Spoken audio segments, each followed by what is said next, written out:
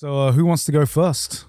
Fuck, I don't know. Let's spin the Oh, spin the pan. Okay, we'll let you know, audio listeners, who it lands on. All right. It is. That's close to Joey. What the fuck? There was like a 2% chance it was going to be Connor. Yeah, it's also like super low odds. I was gonna bring out trash box and I was like, I can't be bothered to write. All right, fine. Joey's going first. Load up my 3x3 then. Okay, so before you talk about each one, just say what the 9 things are. Yeah. Okay, so 9 things are Meditations by Marcus Aurelius, Fantasy Life 1, Garnival, Hans Zimmer, My Engagement. I feel like Aki would kill me if I didn't put that on. Exit 8, Himeden, Best Buds, and Takopi. Okay. Okay, what do you want to start with? I don't know. What do you guys want to start with? Let's start. I can talk about all of these, but Meditations by Marcus Aurelius. What's going on here? Meditations by Marcus Aurelius. So this is a book that I read not that long ago. Actually, I was rereading it the other day at the Trash Taste office because I finally popped my philosophy novel cherry. Yeah, I was like, fucking hell, Joey. Yeah. You've gone a step. You've gone a step even like down the rabbit hole. Yeah. So what's this book about? So this is a book written by Marcus Aurelius, who, if you guys know anything about Roman history, was the leader of the Roman Empire. I think it was AD 160, something like that. Yeah, we're gonna have to look that up. But yeah, he was the emperor. If you've watched the movie Gladiator, absolute banger. He was the old guy that gets killed by Joaquin Phoenix's character near the beginning. And he was a real person, and he wrote this book called Meditations, which is considered one of the greatest philosophy books ever written. And I think it was back in while we were in LA this year for Anime Expo.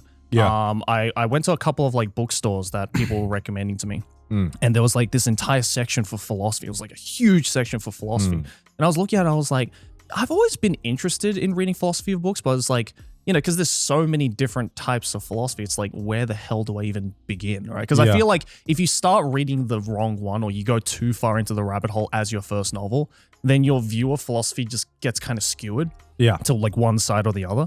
So I asked people online being like, hey, what is like a good go-to start to go into gateway. Like the gateway novel for philosophy books. And out of a number of ones that I ended up buying, this one was brought up a lot. Do you know anything about this? No, I don't know anything. So do you know who Marcus Aurelius was? Yeah. So he was again, as I said, he was at one point the most powerful person in the world when he was like the head of the Roman Empire. And he wrote this book called Meditations, and it's not even really a book. It's like a list of almost journal entries that he wrote throughout his lifetime that was never meant to be published. He basically wrote it. It was basically his, as the name suggests, meditations towards the way that he lived his life and the way that he wanted to live his life and the way that he viewed life and stuff like that. And it's all based around this philosophy called Stoicism, which is where the word stoic comes from. Which is all about this idea of not letting certain things control your life that are outside of your control and kind of being the like sitting in the driver's seat of your life. And this was this book that he wrote, or list of journal entries that he wrote, which again were never meant for publication, but some 2,000 years later, it is now considered one of the greatest philosophy books ever written. And this, like, sometimes you'll read something and every single thing you read is like, holy shit. Yeah. That was this book. Like literally every single entry in this book, I had to reread several times because it's not only written in a very poetic way that can be open to interpretation, but also just, I've never seen a person who can give this much of like a poignant statement on life. And the way that you should be living life. And like, I'd always heard of the term like stoic and stoicism and stuff like that, but I never had like a full grasp of what it actually meant. I thought, when I hear when someone says, oh, he's very stoic. Like what do you imagine when someone says, oh, he's a very stoic person? Someone who doesn't confide in people easily. Able to. Someone who keeps to themselves. So it's a lot of that, but also a big like misconception that a lot of people get when they hear stoic is, oh, you shouldn't feel like emotions towards anything because you shouldn't let your emotions like overrun your life. Marcus Aurelius instead kind of said, well, no, you're a human. You're going to feel emotions towards certain things, but what you shouldn't. It's not this idea of you shouldn't feel emotions towards certain things and just get things done. It's this idea of you should feel emotions towards things, but you shouldn't let those feelings and emotions control your life. And there's like I can just write off or list off just like a bunch of like quotes from this book, and like I feel like it's kind of crazy to think that a dude who lived 2,000 years ago and was talking about life 2,000 years ago, which suffice to say, none of us can relate to on a surface level, can write shit that every single person, no matter what walk of life you're in, can relate to in one way or another. Damn, if I had a library, if I had a fucking diary and that would just got like leaked to the entire world, I would hope my writing was being dude, right?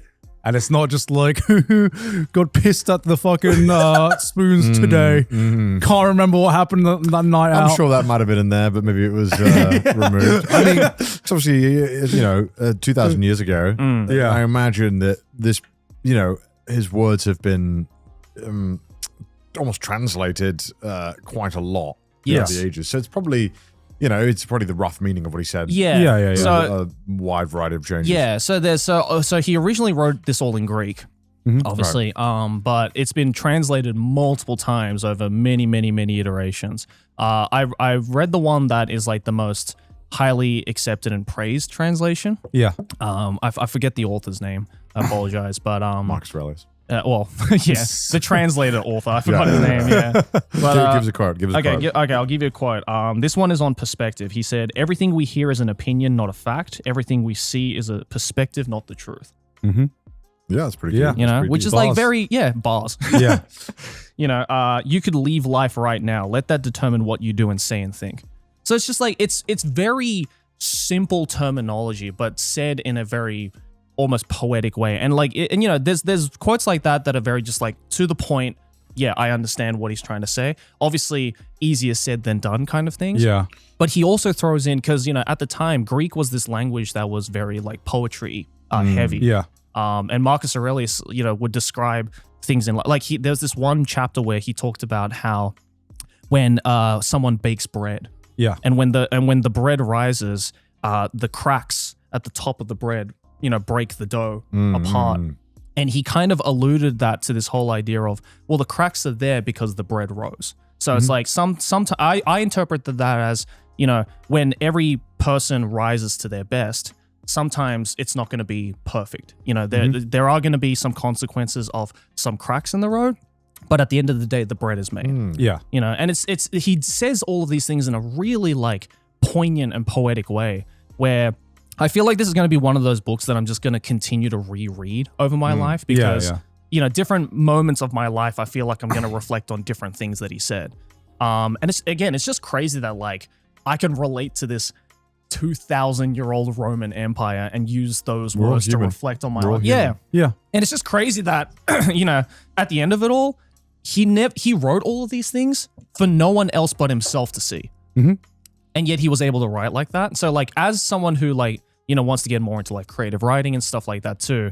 This was just like a really good, not only like, good way to like look back on my life and kind of think about the way I'm living my life, but also just like a really good study material on just writing and like poetry and stuff like that. Which I really fucked with. I mean, what you said reminds me of a line that really stuck with me this year from Orb, actually, where there's a character that was just talking about the magic of books and how she can like, she can read words written thousands of years ago and relate to someone who she would have never known and never knew existed. And yet she can relate to this real person, their words that existed generations and generations ago. And this is like just a real life example of that. Yeah. Like, honestly, like, even if you, like, don't really, like, care to, like, read philosophy books or anything like that, I feel like this is one of those books, like, legitimately, like, we always say things like, oh, this is a book that everybody needs to read. I genuinely think this is a book that everybody needs to read. Because it's just, you learn so much about not only yourself, but also it's just a really good way to just take control of your life. Maybe not in the same way that, say, a Roman emperor did, but just, like, use his reflections and use, because again, this is coming from a guy who at one point was literally standing at the top of the world. Yeah. And, you know, there's that saying of like, you know, absolute power crops absolutely. Yeah. This is one of the few examples where it really didn't. Like, Right. if anything, the power that he gained over his lifetime, he used that in the most meaningful way possible, and to like use that self-reflection to then again kind of inadvertently teach people fucking millennia, you know, since then. Yeah. So just be a good person and to like just take control of your life, and that's like the best way to live life. Damn. Yeah. Yeah, I forgot which Roman emperor it was. One of them was like literally a farmer, and he was like, "All right, fine, I'll fucking sort it out." Stopped farming. Was like, "All right, I'll take over for like 4 years." Yeah. Yeah. Sorted it all out, and then he was like, "I'll go back to farming now." Now back to my Yeah. real passion. I can't remember who it was called. We have a word named after this guy. Really? I forgot what the fucking thing is. Do you think this is like the original Sigma grind set? Like people in the Roman Empire just like they were just like weeding the shit. Oh yeah, Cincinnatus? yeah. Cincinnati is named after this guy. I think Oh, as well. really? He did this as well. Yeah, it's like he basically, yeah. When Rome was having a fucking hard time, he was like, "Fine, I'll sort it out. Stop farming." Yeah. Yeah. Sorted it out. Went back to farming. Based. You know, Which, you know, is a thing that doesn't happen nowadays. People don't Yeah. know when, you know, there's no, people want more. The greed of more is corrupting power. yeah, you know that whole meme of like, how often do you think about the Roman Empire? After this book, Yeah. a lot. I mean, it's, I think about it a lot now. I think the meme is so omnipresent because so much of, especially at least like European and American culture, you know, draws from it in nearly every single aspect of life. Yeah, totally. If you look hard enough at anything that we do, it somehow always ends up coming back to the fucking Yeah. Romans. It is. It's And also they built things that are still around. So Yes. of course you're like, who built Yeah. this fucking thing? This thing's sick. And you're like, the Romans. yeah. yeah. And then you're like, when they didn't build it, you're like, oh, they didn't build it. That's like me with the aqueducts in Wales. Like, this is so impressive. It must have been the Romans. Yeah. No, it wasn't. It was like 1700s. You're like, oh, we did build things before. Damn, we did that. We can Yeah. do that shit. I think the other like last thing I'll touch upon this because I can go on Sure. this book forever, but like I think the other incredibly poignant thing about at least like the translated version that I read of this is that because these you know, excerpts that he wrote throughout his life were more so, he wasn't telling anyone in particular, he was telling himself these things as the name suggests, like self, you know, meditation. Meditations. So the book, at least the one I read, is all in second person. So Right. he refers to himself as you. Oh, So he talked himself It in the is mirror. the original Sigma grind Yeah. set. So You it can almost do this. sounds like, it almost sounds like he's talking to you. Oh, Yeah. that's funny. You know, it's saying like, you need to do this. You need to do this. But originally he was talking to himself. Yeah. Being like, bro, get your shit Bro. together. You need to do this, bro. Don't forget this, bro. Yeah, don't forget this. Yeah. Lock in. Lock the fuck. Yeah, he was the original guy who locked in. You should. So yeah. You should get into Diogenes next. Oh yeah. Yeah. This is definitely like, ever since I've read this book, I've read a bunch of other like kind of surface level philosophy books. Like I read The Tale of Sisyphus and stuff like that. Yeah. I actually like sat down and read the book for that, which is also an amazing book. But yeah, this is like slowly taking me down the philosophy book philosophy rabbit That's the hole. problem with me, like, tangentially listening to people talk about philosophy is that, like, I feel like I know what Sisyphus did, but I can't tell you right now. I Yeah. forgot. Right. But then I'll, you know, all these things. Yeah. I'm like, I know what they are, and I'm like, I should probably just sit down and actually read these and get into it. Yeah, that's the thing. It's like I knew about the name Sisyphus and like, you know, the pushing the boulder up the hill or whatever, but I That's what never it was. knew what that story actually entailed or like what Punishment, isn't it? Yeah. yeah, or like what the idea of what Sisyphus's tale entails a streamer that game. turned it into the rage game. That's what it. That's what it. I mean, led to. there's no better thing to quote as a joke than philosophy. You sound so fucking funny when you quote Yeah. shit like this, you know. Yeah, but you know, there's that great quote of like, you know, one must imagine Sisyphus happy. Yeah. Like that was that was originally based off of the book about Sisyphus. And now that I actually read that book, They just had such fucking cold fucking stories. Yeah, I but know. one must imagine Sisyphus happy has become like a meme. it has become a meme. And now I hear that shit, and there's so much, like, so many lines that fucking hit, and now I just think, damn, this has been a been meme. meme to fuck, I man. know. Who It's came so up, who came up annoying. with the Yeah. cave? Is that Diogenes? The cave? No, who did the cave? What's the cave? The one where fucking light meme where you're in the cave and you hold up the silhouette and it projects onto the back of the cave. This is like one of the. Oh, yeah. yeah. Do you know what I'm talking about? I know what you're talking about. I forgot the name. I don't know. Diogenes, he was basically like the original troll. That's right. Oh yeah, the guy was like, but what if this? Yeah. Like there's a few stories I remember. Like I think it's so weird that all of these like philosophers just lived in the same time. So Plato, I believe, was like they were trying to define man. Yeah. And Plato was like, I think man is a featherless biped. And fucking Diogenes rocks up to one of his lectures, plucks a chicken, plops it on the fucking desk and was like, behold, man. And Plato retracted that statement afterwards. And I was just like, the backpedal of the century.